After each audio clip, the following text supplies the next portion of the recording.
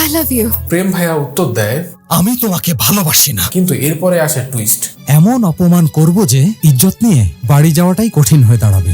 আজকে আমরা legendary director লেবু ভাইয়ার প্রেম প্রীতির বন্ধন সিনেমাকে তেল ছাড়াই ভাজবো। তো চলুন শুরু করা যাক। সিনেমার একদম বিসমিল্লাতে আমাদের প্রেম ভাইয়া এই আপাকে গুন্ডাদের হাত থেকে বাঁচিয়ে প্রমাণ করে সে একজন প্রতিবাদী মানুষ।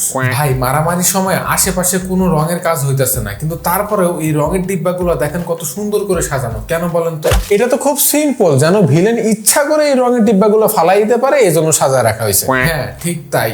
আর কোনোদিন যদি গ্রামের কোনো মেয়ের দিকে হাত বাড়ানোর চেষ্টা করেছিস, তাহলে আজকের দিনের কথাটা প্রতি মুহূর্তে মনে রাখিস। হ্যাঁ, তার মানে কি গুন্ডা ভাইয়ারা এখন শহরের মেয়েদের দিকে হাত বাড়াবে? You are under arrest. বাংলার সব সিনেমার মতোই মারামারির একদম শেষ পর্যায়ে এসে এই উদ্ভট দেখতে পুলিশ আপা এসে আমাদের প্রেম ভাইয়াকে থানায় ধরে নিয়ে গেল। ওরে বাবারে ভাই, লিপস্টিকটা খেয়াল করছোস? কি উজ্জ্বল!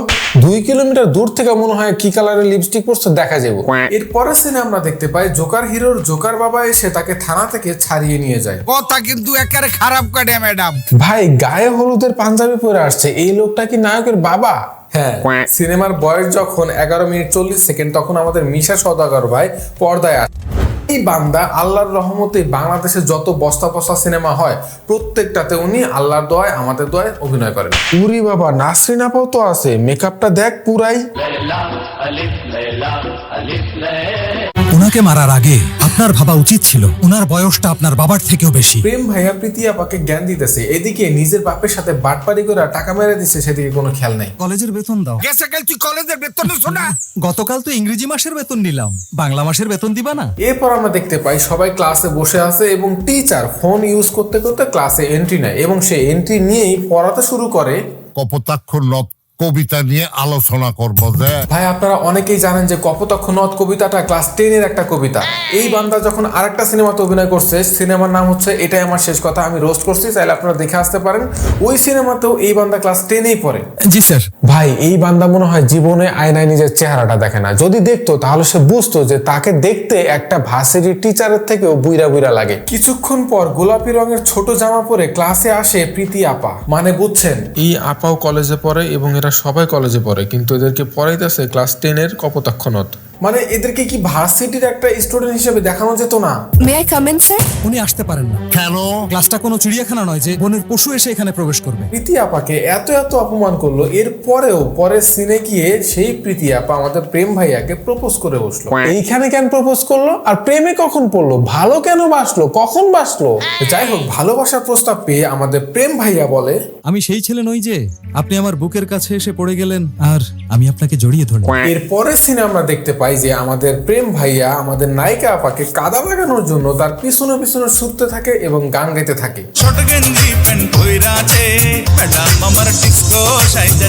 আচ্ছা ভাই, কোন ডিস্কোতে এমন জামা পরে? মানে আপনার মাথায় গানের এরকম লিরিক্স আসে কেমনে? আমার মনে হয় গোবরের বিরিয়ানি খায়া এরপরে লিরিক্সটা লিখছে। শুধু তাই না, আমার মনে হয় গোবরের চাও বানায় খাইছে। যাই হোক, প্রীতি আপা বারবার চেষ্টা করে যাচ্ছে প্রেম ভাইয়াকে তার প্রেমের ফাঁদে ফালানোর জন্য, কিন্তু সে ব্যর্থ হচ্ছে এবং রাগে দুঃখে মনের কষ্টে সে সবার সামনে নিজের ঠোঁটের ছ্যাপ তার মুখে লাগিয়ে একটা চ্যালেঞ্জ দেয়। তোমাকে আমার প্রেমে পড়তেই হবে। সবার সামনে প্রীতি তোকে কিস করলো আর তুই কিচ্ছু বললি না? বলবে কেমনে, তার তো অনেক মজা লাগছে। সিনেমার 54 মিনিট পর্যন্ত এই চুমকি আপা এই প্রেম ভাইয়াকে ভালোবেসে তার পিছনে পিছনে ঘুরঘুর করছে পটানোর জন্য, কিন্তু পারে নাই। যখন এই প্রেম ভাইয়া, তুই এমন একজন কর্মজীবী ছেলেকে ভালোবেসে বিয়ে কর যাকে পেলে তুই অনেক সুখী হতে পারবি। সেই মনের মানুষ কোথায়? শিবপুর থানায়। ভাই বলছে যে হ্যাঁ আমার সাথে তো আর মানায় না, তুই অমুক ছেলের সাথে ট্রাই করতে পারস। এটা তো বলতেই পারে, আমাকে কেউ একজন পছন্দ করলে আমি বলতে পারি যে ইউ ডিজার্ভস বেটার। বাট এই চুমকি আপা কি করছে জানেন? আমি আপনাকে ভালোবাসি। I love you sir. I love you sir. আমি আপনাকে ভালোবাসি। I love you sir. বোন, তুই একটু আগে প্রেম ভাইয়াকে পছন্দ করতেছিলি, সেই প্রেম ভাইয়া তোকে আরেকজনের কাছে যেতে বললো আর তুই সাথে সাথে তার কাছে গিয়ে আই লাভ ইউ বলতেছিস। মানে কি এত ফাস্ট কেমনে চেঞ্জ হয় মানুষ? প্রেম ভাইয়া বারবার চুমকি আপাকে রিজেক্ট করে দিছিল এবং সে পুলিশ ভাইয়ার কাছে যখন গেল, এই পুলিশ ভাইয়াও প্রেমের প্রস্তাব পেয়ে কি বললো জানেন? ভবিষ্যতে যদি আর কোনোদিন এই ধরনের ওলটপালট কথা বলেছো, সোজা কোর্টে চালান করে দেবে।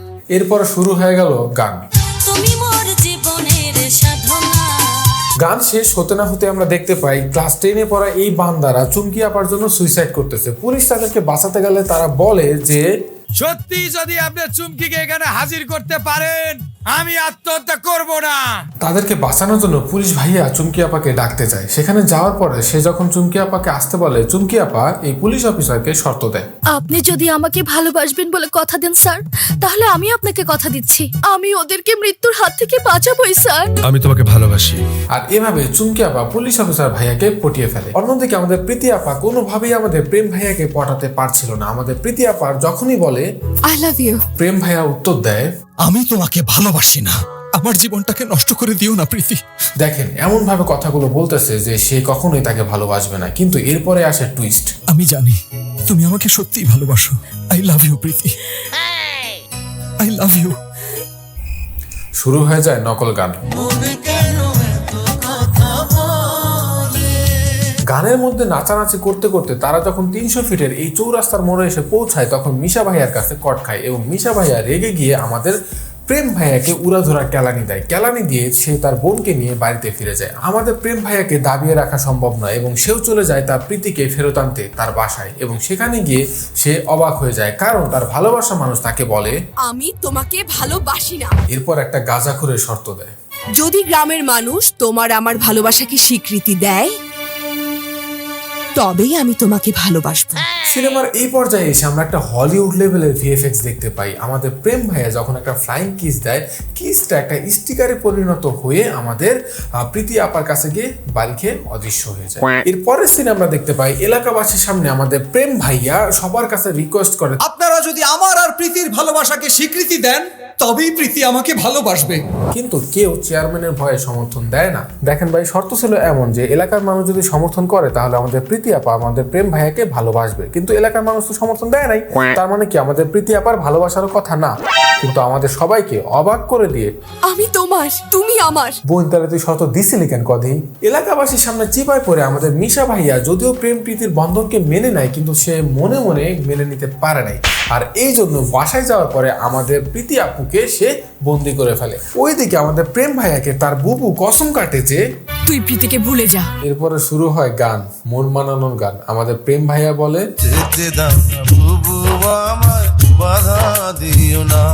আর আমাদের প্রীতি আপা বলে,